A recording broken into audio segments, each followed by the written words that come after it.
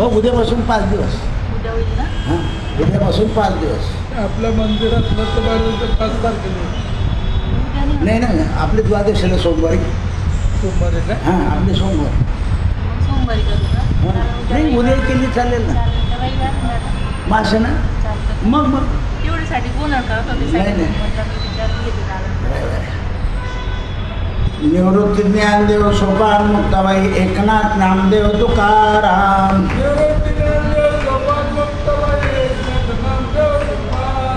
निवृत्ती ज्ञानदेव सोपान मुक्ताबाई एकनाथ नामदेव तुकाराम.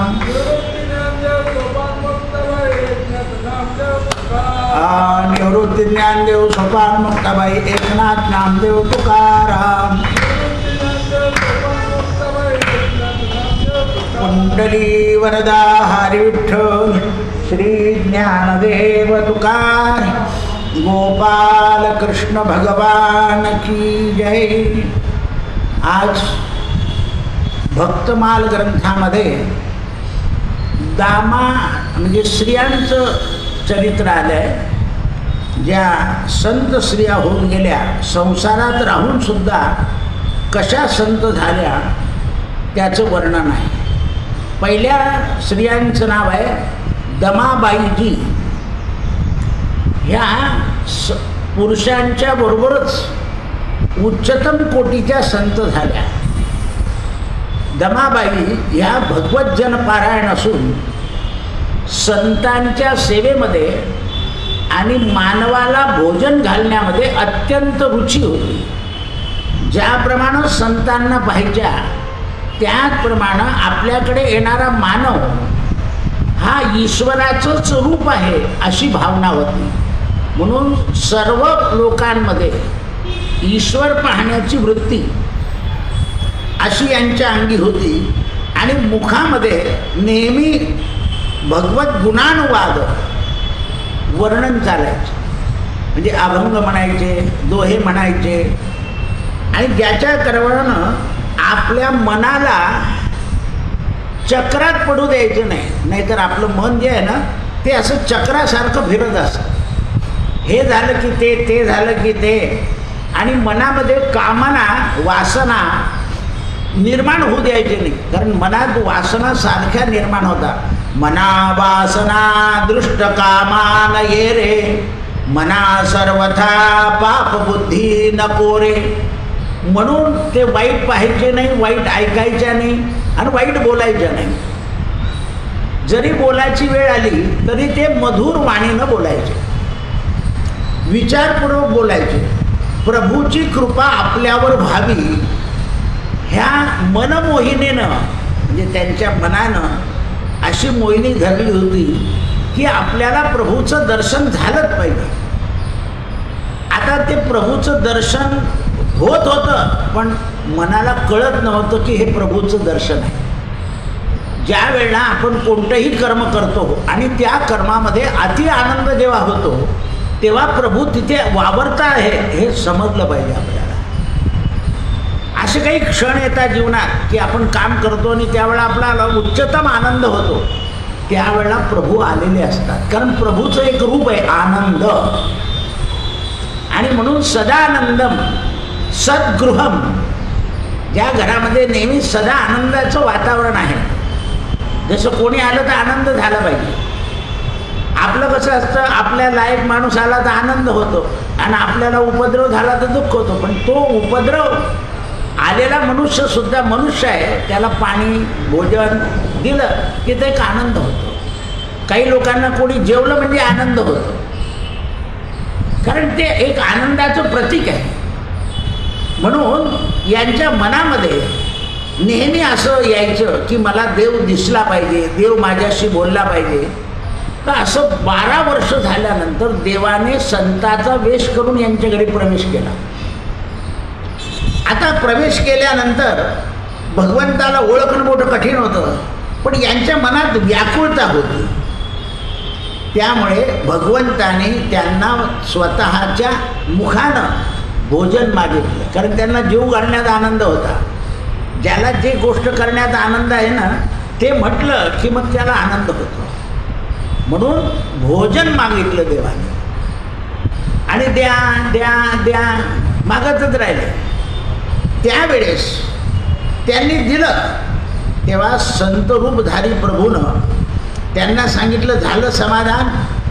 म्हणे संत महाराज मला प्रभूचं दर्शन पाहिजे. म्हणे बघा तुम्ही सगळ्यांना जर प्रभू समजून जेवू घालताय तर मग आता प्रभू कसं काय दर्शन देईल? जो येतो त्याला तुम्ही प्रभू समजताय म्हणजे प्रभू तुमच्याकडे येतोय. आता तिला वाटलं की हे संत आहे पण होते परमात्मा. तुम्ही जर सगळ्यांनाच सांगताय मग म्हणाले आता पहा तुमच्याकडे कोण कोण संत आले त्याचं नाव सांगतो मी. ते संत आले तेव्हा तुमची तब्येत बरी नव्हती, बरोबर आहे? म्हणे हा. मग ते जेवण गेल्यावर तुमची तब्येत बरी झाली, बरोबर आहे? म्हणे हो. एकदा म्हणे तुम्हाला पोटदुखी होती, संतांना तुम्ही जेवू घातलं, संतांनी तुम्हाला प्रसाद दिला, तुमचं पोट दुखणं बंद झालं, म्हणे बरोबर आहे. तुम्हाला संतती नव्हती, म्हणे नाही. मग एक संत आले त्यांनी तुम्हाला आंबा दिला, तुम्हाला संतती झाली, बरोबर आहे.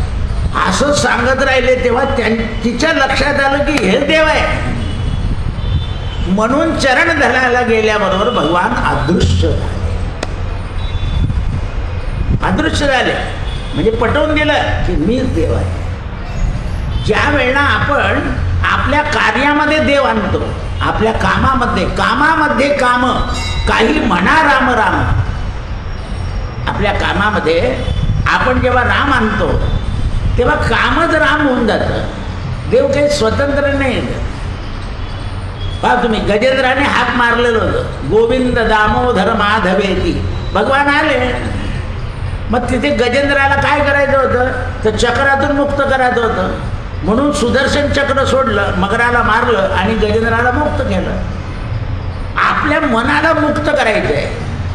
म्हणून मोठमोठे माणसं गजेंद्र मोक्ष वाचता का तर आपलं मन हे अटकलेलं आहे. आपलं मन हे अटकलेलं आहे की तुम्ही त्याच्यामध्ये जर मन ठेवलं तर ते मन या गुंतागुंतीतून बाहेर पडतं. नको रे मनाला नेहमी सांगायचं. म्हणून आपलं जे कार्य आहे त्या कार्यामध्ये आपण रमण होतो. पहा तुम्ही बऱ्याच स्त्रिया घरामध्ये सकाळी उठल्यापासून पूजा अर्चा स्वयंपाक ते 12 वाजेपर्यंत बाहेर काय चाललंय इकडे लक्षच देत नाही. ते त्यांच्या कामातच. मग एकदा लोक जेवले की ते म्हणतात झालं काम, आपण केव्हा येऊ पाहू काय काय, मग बाहेर लक्ष घालतात. म्हणजे ते कामामध्ये मग्न झाले पाहिजे. कर्मे ईशू भजावा. मनुष्य कर्म करत करत ईश्वराला भजन केलं पाहिजे. आपण काय करतो, कर्मात दिरंगाई करतो, कर्मात टाळाटाळी करतो. मी बाहेर जाऊन उभं राहिलो तो गाडीवर म्हणून तुम्ही असं नाराज काय आहे? आता त्याला काय सांगू मी की माझ्या प्रवचनाची वेळ झाली. तिथे गेलो, सत्याची कथा सांगून टाकली. त्यांना म्हटलं तुम्ही पूजा करा आणि मी आलोच. आता काही मी जाणार नाही, कारण आपलं जे काम आहे त्या कामामध्ये आपलं मन पाहिजे.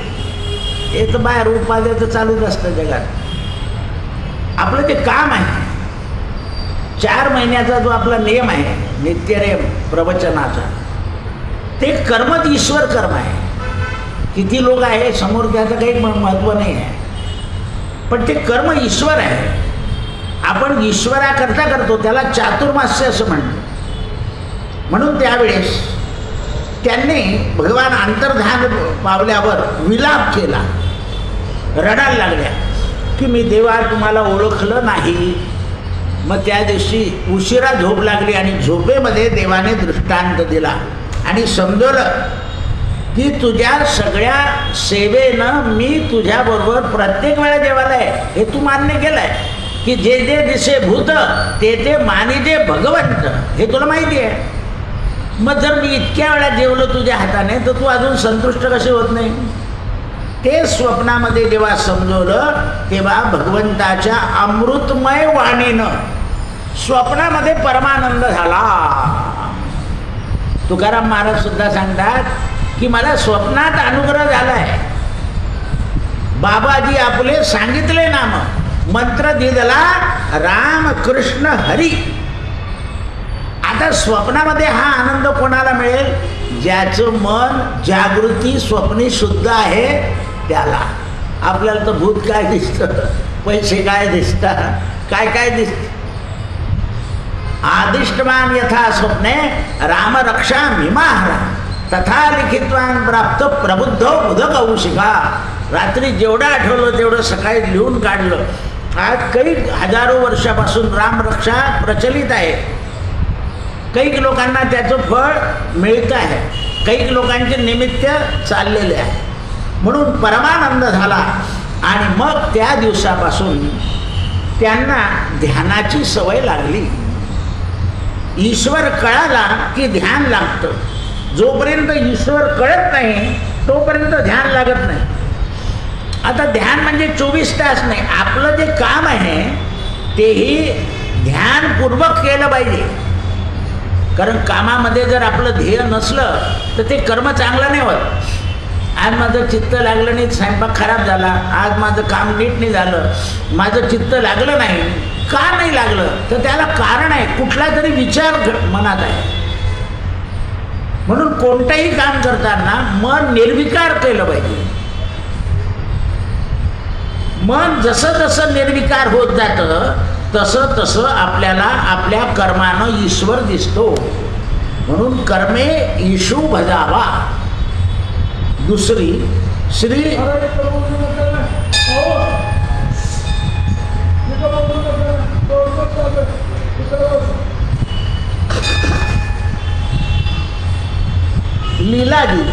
लीलाजींचा स्वभाव अत्यंत सरळ होता आणि साधू सेवेमध्ये अतिप्रीती होती. एकदा त्यांच्या घरी अघटित वार्ता घडली. काय रे भाऊ? हो राजा, काय पाहिजे ते?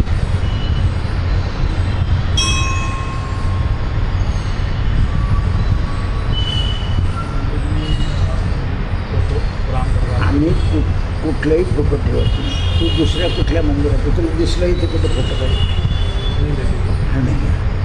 दूसरे जगह दे नहीं, यहाँ नहीं कोई बोल. राम जी है और कुछ लगा नहीं.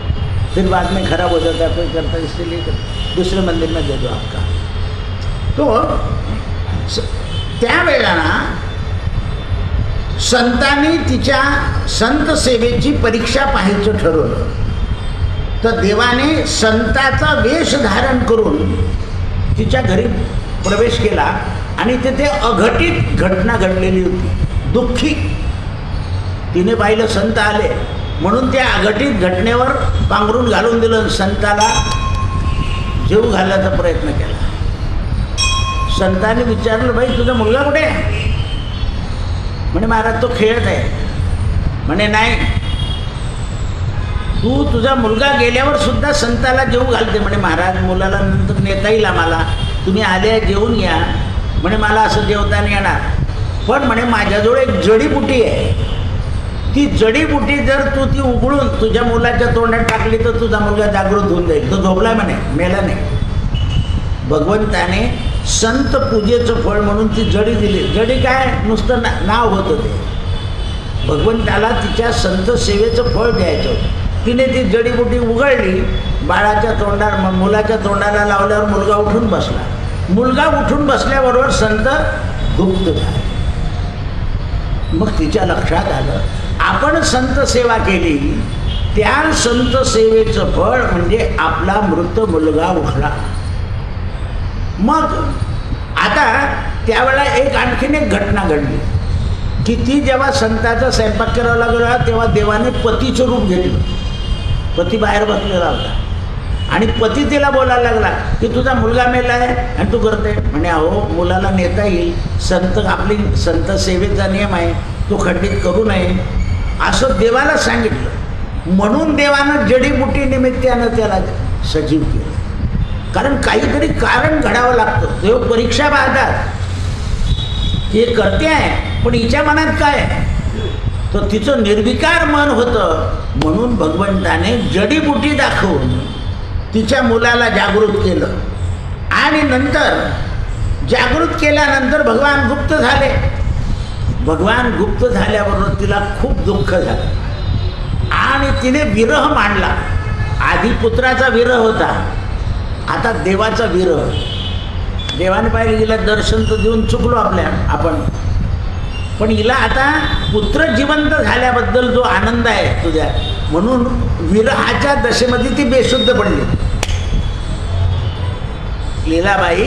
विरहाच्या दशात, आणि विरहाच्या दशात बेशुद्ध पडल्यावर मग त्या स्वप्नामध्ये तिला तिथे स्वतःचं चतुर्भुज नारायण दर्शन दिलं. परमात्म्याला स्वप्नामध्ये दर्शन देणं सोपं आहे, पण असं प्रगट होणं, असं प्रगट व्हायला अवताराला कारण लागतं. त्या कारणाशिवाय ईश्वराला प्रगट होता येत नाही, हे आपल्याला कळत नाही. म्हणून स्वप्नामध्ये परमात्मा ताबडतोब दर्शन देतो. ते मध्यम दर्शन आहे. स्वप्नामधलं दर्शन जे आहे ते मध्यम आहे, पण उच्चतम अवस्था झाल्यानंतर मध्यम उत्तम होऊन जातं. पाच मी आपल्याला स्वप्न पडलं चांगलं मनासारखं की एकदम आनंद होऊन जातो.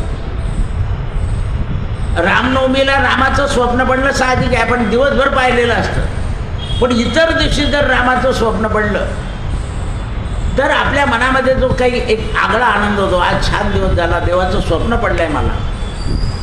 म्हणून स्वप्नामध्ये सुद्धा अनुग्रह होतो, स्वप्नामध्ये सुद्धा देव दिसतो, आणि आपण स्वप्नामध्ये देवाशी बोलतो. हा देह झोपलेला असला तरी जो स्मुक्ष देह आहे तो देवाशी संबंध करतो, संपर्क करतो. म्हणून स्वप्न इतकं खोटं मानायचं नाही. अनेक संतांनी आपले स्वप्न खरं सांगितले. मग नीराजी नावाची एक स्त्री होऊन गेली. नीराबाई भक्त अंगदाच्या धर्मपत्नी होत्या. त्यांच्या पतीचं नाव होतं अंगद. अंगदाचं चरित्र 113 आपल्याला गेलेलं आहे. अंगदजी हे जगन्नाथाच्या दर्शनाकरता नेहमी तळमळत असत. पण एकदा ते जगन्नाथाच्या दर्शनाला गेल्यानंतर राजानं त्यांना ताबडतोब बोलवलं होतं. त्यांच्या आनंदामध्ये थोडा विरह झाला. पण राजाजवळ गेल्यावर राजानं सांगितलं, तू जगन्नाथाच्या दर्शनाला जातोय ना, तर त्या दर्शनामध्ये खूप शोभा येईल अशी एक वस्तू देतो मी तुला, ती पुजाऱ्याला दे, आणि ती पुजारी ती देवाच्या अंगावर ठेवेल, आणि मग तू देवाचं दर्शन कर. आधी राजानं बोलवल्यावर ते निराश झाले होते की आपल्याला देवाच्या दर्शनाचं याच्यामध्ये विघ्न आलं, क्षोभ आला. पण आता राजा म्हणतो तुला जायचंच आहे, आणि जाताना मी एक वस्तू देतो, ती देवाच्या अंगावर ठेव. तर ती वस्तू म्हणजे हिरा होता. याचा हा गरीब माणूस अंगद, आणि गरीब माणसानं जगन्नाथपुरीला पायी जाताना हिरा घेऊन जाणं म्हणजे पुन्हा मनावर दडपण आलं की उद्या जर आपल्याला कोणी लुटलं लाटलं तर हिरा चालला जाईल, देवाजवळ हिरा पोहोचणार नाही, आणि राजाचा दुराग्रह होईल की याने हिरा पचवला. काय करावं? म्हणून तो हिरा हृदयाशी धरला आणि जय जगन्नाथ जय जगन्नाथ जय जगन्नाथ जगन्नाथ. त्याचं कारण असं होतं की राजाचा हिरा होता अशुद्ध. राजाचं धन जे असतं ना ते अशुद्ध असतं. म्हणून अजूनही बरेच लोक पुरस्कार घेतात, फक्त तो कागद घेऊन येतात आणि बाकीचे पैसे सरकार जमा करून देतात. ते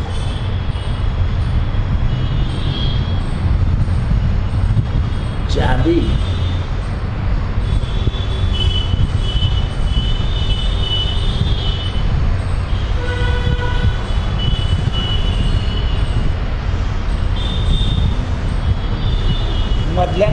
मधल्या खोलीतल्या कपाटात पिशवी लावली म्हणजे त्याच्यात चाबी आहे. अन्नाला देऊन किल्ल्याचा झुमकाचा जमतो. म्हणून की तो अशुद्ध हिरा होता, मग तो देवाला शुद्ध करायचा होता. म्हणून याने असा धरला हिरा आणि आपल्या हृदयावर लावला आणि चालला जय जगन्नाथ जय जगन्नाथ जय जगन्नाथ जय जगन्नाथ. जगन्नाथाच्या नामानं ती वस्तू शुद्ध झाली. म्हणून आपण देवाला जे काही फुलं व्हायची असतो काही, त्याच्यावर आधी पाणी शिंपडतो तुळशीने आणि मग देवावर वाहतो. तसे उचलत नाही. देवाला जे जे व्हायचं आहे त्याच्यावर तुळशी दलानं सिंचन करायचं. नैवेद्य करायचं आहे त्याच्यावर तुळशी दलानं पाणी शिंपडायचं. आता साखरेवर किती शिंपडायचं ते मात्र समजलं पाहिजे नाही. नाहीतर पाक तयार होऊन जाईल. म्हणून सिंचन कसं करायचं, तूप जे आहे त्याचा नैवेद्य दाखवायचा आहे तर ते तुळशीचं पान असं हलवायचं म्हणजे त्याच्या हवेने शुद्ध होईल ते, असं आहे ते. म्हणजे कोणतं काय नाही तर नुकसान करून टाकाल तुम्ही, पाणी शिंपडून द्याल.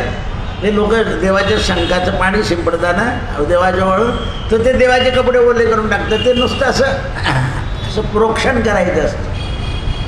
म्हणजे काही गोष्ट कळाली पाहिजे.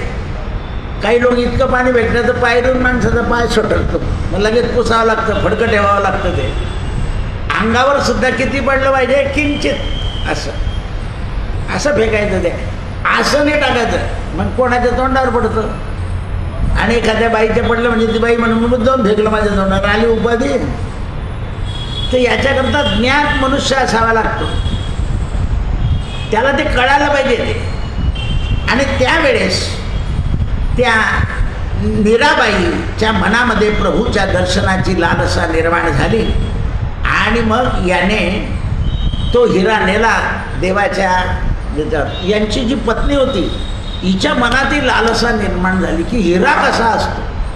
म्हणून घरी आले, यांनी जगन्नाथाचं दर्शन केलं. जगन्नाथांच्या पुजाऱ्याने प्रसाद दिला. हे घरी आले, पती पत्नीनं प्रसाद खाल्ला आणि या बाईनं त्यांना विचारलं की तुम्हाला जगन्नाथ दिसले हिरा घातलेले, माझं नशीब नव्हतं, मलाही दर्शन झालं असतं जगन्नाथ. असं म्हटल्याबरोबर भगवान प्रगट झाले त्याच्या घरामध्ये. याला हिऱ्याकरता परत यावं लागलं, हिरा घेऊन गेला. याला मूर्तीचं दर्शन झालं, पण ती बाई याला मदत करत होती. हिच्या मनात तळमळ लागली की आपल्याला दर्शन नाही, दर्शन दे रे भगवंता. म्हणून दर्शनाची तळमळ लागली पाहिजे. तळमळ वीरे राम कारुण्य सिंधू. परमात्मा कसा आहे, करुणेचा समुद्र आहे, करुणासागर, करुणापारा वारा वरुणालय गंभीरा. नारायण नारायण जय गोविंद हरे, नारायण नारायण जय गोपाल हरे. अशी ती करुणा निर्माण झाली पाहिजे. आणि जेव्हा करुणा निर्माण होते मनामध्ये तेव्हा डोळ्यातून अश्रू येतात, अंगावर रोमांच उठतात आणि भगवंताला भगवंत प्राप्तीचा आनंद प्राप्त होतो. मग त्या बाईला विचारलं देवाने दर्शन दिल्यावर, देवा तुम्ही कोण आहात? तर म्हणे पुरुषोत्तम भगवान आहे. जगन्नाथ नावाने सांगितले. ती जगन्नाथपुरीची जी भूमी आहे ना त्याला पुरुषोत्तम भूमी म्हणतात. देवाचं मूळ नाव आहे पुरुषोत्तम, ते अधिक मासात वापरलं जातं म्हणून त्याला एक नाव आहे पुरुषोत्तम मास. अधिक मास म्हणजे 13वा महिना म्हणून अधिक मास आहे. मग त्याला अधिक म्हटल्यामुळे वाईट वाटत होतं म्हणून देवानं त्या महिन्याला आपलं नाव दिलं, मी पुरुषोत्तम आलो आहे. असं म्हटल्यावर तिला विशाल प्रेम झालं आणि तिने अंगदजीला हात जोडून प्रार्थना केली की धन्य आहे तुमची भक्ती, तुमच्या भक्तीमुळे मला घरी दर्शन झालं, प्रभूनं मला कृतार्थ केलं. आणि ते दोन्ही भगवंताचं दर्शन करून भगवान पुरुषोत्तम अंतर्धान पावले. आता तिसरी अगदी छोटी गोष्ट आहे. केशीबाईजी, केशीबाईजी ह्या खोजींजींच्या धर्मपत्नी. खोजीजी तिचे पती खोजीजी आणि केशीबाई हे अत्यंत भावनाकुल होते. म्हणजे ज्याप्रमाणे पतीची भावना होती त्याचप्रमाणे पत्नीची भावना होती. दोघांची भावना जर असेल तर घरात पूजा आनंदित होते. दोघांची भावना नसेल तर पूजा आनंदित नाही होत. एखाद्या वेळा काय होतं आपल्याला, जसं आता या उत्तर प्रदेशामध्ये छठचं व्रत आहे, बिहार वगैरे, ते माणसं काही करून घरी राहतीलच त्या दिवशी. त्यांना माहिती आहे की आपल्या स्त्रीला आनंद आहे, चाळणी ठेवतात आणि चाळणीतून चंद्राचंही दर्शन करतात आणि पतीचंही दर्शन करतात. त्यांनी इतकं एकवटलं आहे, कोणताही सरकारी माणूस त्या माणसाला रजा देणार नाही असं होणारच नाही, देतीलच त्याला त्या दिवशी रजा. आपल्या महाराष्ट्रात असं नाही, काय लावलं आहे, काय गेलं पाहिजे, हरताली गेला आहे असं आहे. त्या छठ पूजेच्या दिवशी सरकारला कोट्यवधी रुपये मिळतात, रेल्वेचे आणि बसचे. सरकारचा फायदा आहे. कोट्यवधी रुपये मिळतात. ते व्रत सोपं नाही आहे. एवढे लोक घरी जातात. कोकणामध्ये गणपतीमध्ये गव्हर्नमेंटला भरपूर पैसा मिळतो रेल्वे आणि एस टी तर्फे. सरकारला उत्पन्न आहे, कारण कोकणातले लोक याच्यात जाणार म्हणजे जाणारच घरी. ते काही स्पेशल गाड्या सोडाव्या लागतात. आता तर रेल्वे झाली, पूर्वी नुसत्या बस सोडाव्या लागायच्या. काही खाजगी लोक घेऊन जायचे, कारण तो त्यांचा सण आहे. तो सरकारला फायदा आहे त्याचा. हे सण वार जे आता दिवाळी केवढी उलाढाल झाली, सरकारला किती पैसे, आकडा डिक्लेअर झाला. आतापर्यंत कोणी करत नव्हतं, आता करताय. हे किती उत्पन्न होतं. म्हणून त्यावेळेस त्या दोघींनी सावधानतेने प्रेम करावे, त्यांची श्रद्धा वाढायची आणि ते दोन्ही पती पत्नी संत सेवा करायची. एकदा सर्दीच्या दिवसामध्ये संतांचं शुभ आगमन झालं. त्यांना कपडे कमी पडत होते संतांना, म्हणून तिच्या पतीनं आपल्याजवळ जेवढे पैसे होते, जेवढे नवे वस्त्र होते तेवढे देऊन टाकले. पण आणखीन वस्त्र लागणार होते आणि घरात पैसा नव्हता. तेव्हा त्या बाईने सांगितलं की माझे दागिने मोडून टाका आणि संतांना वस्त्र देऊन टाका. स्त्रियांच्या आभूषणावर मोह असतो, साधी गोष्ट आहे. पण संत सेवेपुढे दागिन्यावरचा मोह त्यांनी पाळला नाही. म्हणून देव तिथे प्रगट झाले आणि त्या स्त्रीला असं काही वस्त्र दिलं की ज्या वस्त्रानं तिचं श्रेष्ठत्व कायम राहिलं. काय वस्त्र दिलं असेल तर तू पतीबरोबर सहगमन करशील. म्हणून ते दोघेही पती आणि पत्नी एकनिष्ठे राहून एकाच दिवशी एका वेळेला दोघांचा परमेश्वराच्या कृपेने शेवट झाला. कृष्णार्पणमस्तु. सत्यगुरु राये कृपा मज केली, परिणाई घडली सेवा काही.